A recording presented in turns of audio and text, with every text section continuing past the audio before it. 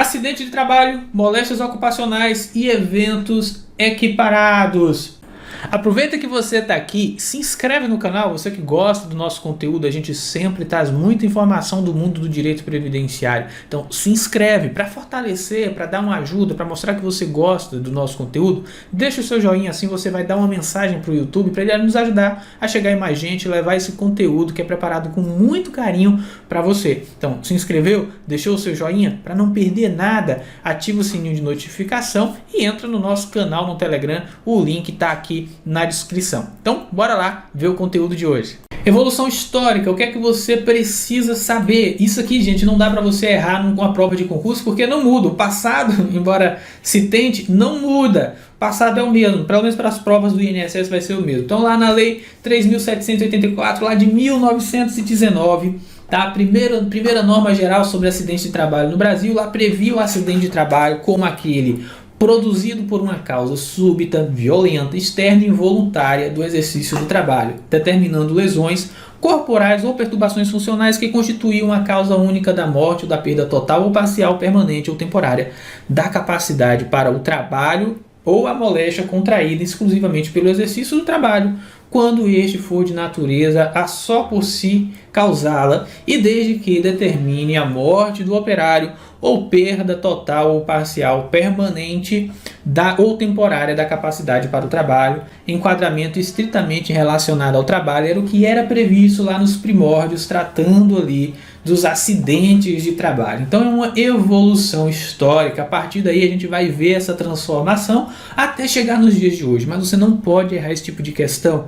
Questões históricas, principiológicas do direito previdenciário em provas de concurso, você não pode errar porque não mudam. Tá? Então, quando vem uma questão dessa, ó, mamão com açúcar para você acertar. Tratava-se nessa época, lá em 1919, de direito trabalhista ainda. A responsabilidade era objetiva pelo risco profissional, ou seja, não importava se houve culpa, dolo, tanto faz. Teve acidente, a responsabilidade pelo acidente ela era objetiva da empresa. Então, deixa de ser acidentária, passando a ser previdenciário, tá? Para a Previdência Social, com a Lei 5.316 de 67. Professor, preciso saber o número da lei? Não, aqui é só para quem gosta de ter o material completo que a gente vai colocando. Então o benefício ele deixa de ser pago pela empresa e passa a ser mantido pelo Estado, só ali em 1967. O que você precisa entender é que primeiro ele era trabalhista, tá? E depois, acho que aqui ó, ele era trabalhista e só depois ele passa a ser previdenciário. Tá? Então o acidente de trabalho inicialmente estava vinculado ao direito do trabalho. Tá? Nessa evolução histórica foi a Constituição de 88 que recepcionou, ou seja, que abraçou o seguro de acidente de trabalho no seu artigo 201. Tá? Prevendo cobertura nos casos de doença, invalidez e morte, tá? Sendo responsabilidade estatal objetiva, ou seja, independente de dolo ou culpa. Pois bem, com a reforma da Previdência agora em 2019, houve uma atualização em relação aos termos doença e invalidez, tá? Passando para a cobertura dos eventos de incapacidade temporária ou permanente para o trabalho e idade avançada, o que, ao meu ver, é uma decisão acertada, uma vez que você pode estar doente e não estar incapaz para o trabalho. Tá? Então, esse aí é um ponto, assim, se você, puxa, uma coisa boa que a reforma da Previdência trouxe, é justamente essa mudança de nomenclatura. Não é muito fácil achar outras coisas boas, não, mas essa eu posso dizer com certeza que é uma coisa boa, porque realmente a doença não necessariamente incapacita. Tá? Às vezes você pode ter uma doença que você convive com ela o resto da vida e não te incapacita para o trabalho. E então você não pode dizer que um auxílio doença de fato é eficaz para aquela situação, a terminologia. Então por isso o benefício por incapacidade temporária, ao meu ver, é mais acertado.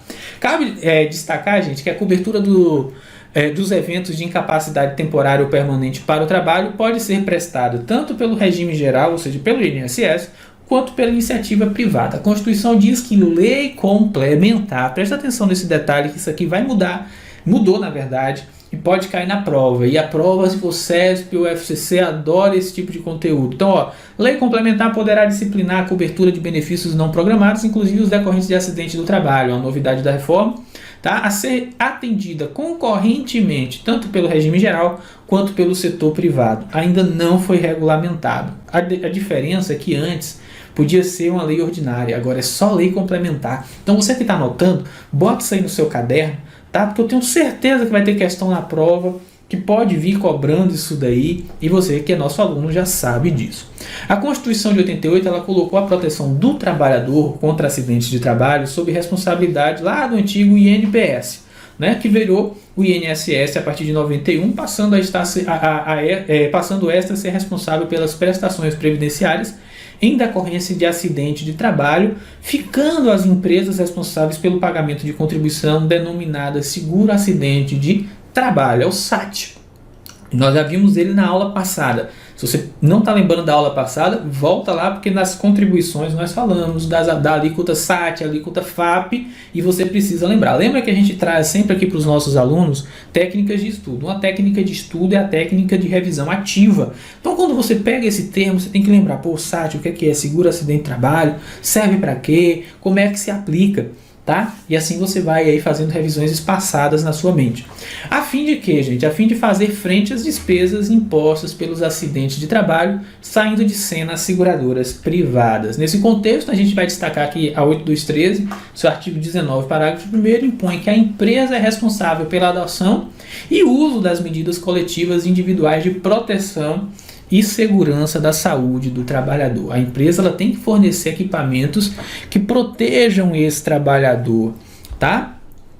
No parágrafo 2º do artigo 19 diz que constitui contravenção penal punível com multa deixar a empresa de cumprir as normas de segurança do trabalho, né, de segurança e higiene do trabalho, tá? Lembre aí, você que não lembrou, que FAP é fator acidente de prevenção, tá? Que pode diminuir o SAT, o seguro acidente de trabalho, pela metade ou dobrá-lo. Tem aquelas alíquotas lá que multiplica 0,5%, 0,2%, e isso onera a empresa. Então é uma forma de você forçar a empresa a tomar mais cuidado para evitar acidentes de trabalho, tá?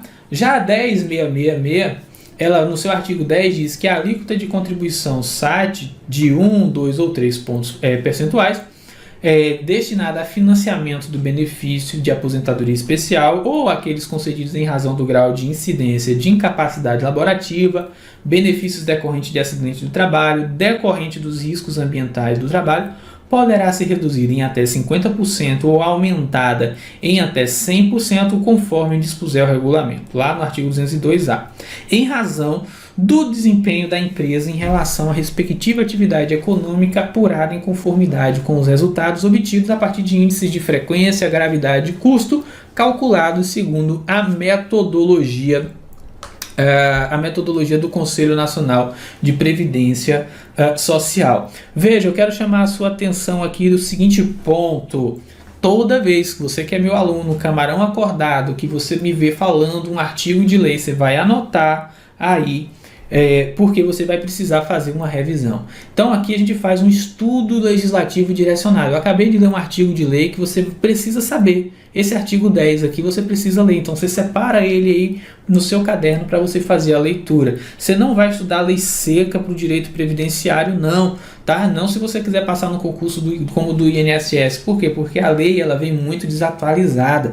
Tem muitos normativos lá que ainda está com texto de 1990 e pouco. E aí você que não é experiente no estudo da matéria, lê e entende errado, e a banca sabe que você leu e entendeu errado e vai cobrar isso na sua prova e vai te ferrar. Não é isso que a gente quer. Então, volta lá nos artigos que a gente está e você faz ali a sua leitura. Então, não estude lei seca sozinho para direito previdenciário. Você vai estudar como você vai pegar, por exemplo, você tem um livro massa aí do Frederico Amado, você tem um livro massa do Ivan Ketchum, do Hugo Góes. Você vai estudar a lei que eles estão botando. Você é meu aluno, estou botando a lei aqui para você ler, está no seu material. Você já lê a lei de direito previdenciário aqui. Eu não recomendo leitura seca de lei, no caso de direito previdenciário para concurso do INSS, porque isso pode mais te atrapalhar do que te ajudar. Além de que você vai perder um tempão lendo artigos que nunca caem. Aqui eu já trago para vocês tudo mastigadinho, né? chupeta no mel, como diria um professor das antigas meu aqui. Bora lá, acidente de trabalho, previsão legal. Olha aí o que eu falei, artigo 19 a 23. Você já vai pegar esse artigo 19 a 23 e vai fazer aí a sua revisão desses artigos, tá bom? É o nosso combinado aí. Você terminando a aula, você vai fazer essa revisão desses artigos. Presta atenção. Revisar artigo de lei que eu passar para você, tá bom? Conceito. Acidente de trabalho é o que ocorre pelo exercício do trabalho a serviço de empresa, empregador doméstico ou pelo exercício do trabalho dos segurados, referidos no inciso 7 do artigo 11 dessa lei, que é o segurado especial, provocando lesão corporal ou perturbação funcional que cause a morte ou a perda ou redução permanente ou temporária da capacidade para o trabalho. Então preste atenção, esse é o conceito legal que você precisa saber do que é acidente de trabalho.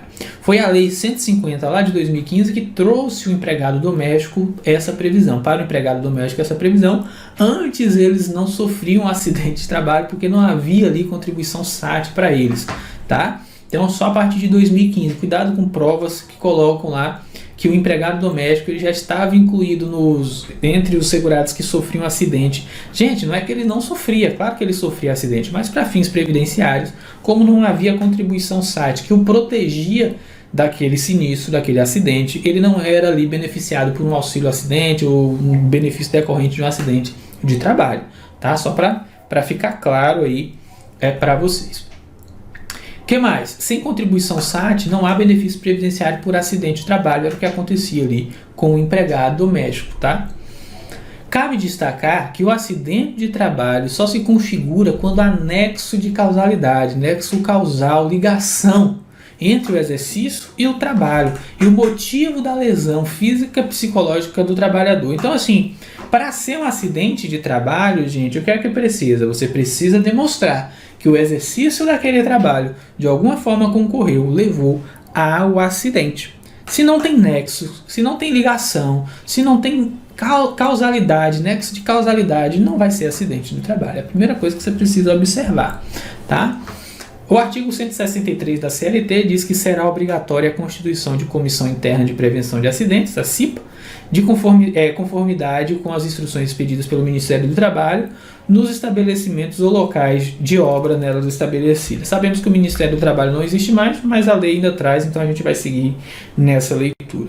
Então, as empresas elas precisam ter uma Comissão Interna de Prevenção de Acidentes, tá? O acidente, para ser considerado um acidente de trabalho, precisa estar ligado, ali ter nexo entre o exercício do trabalho e o motivo da lesão física ou psicológica daquele trabalhador.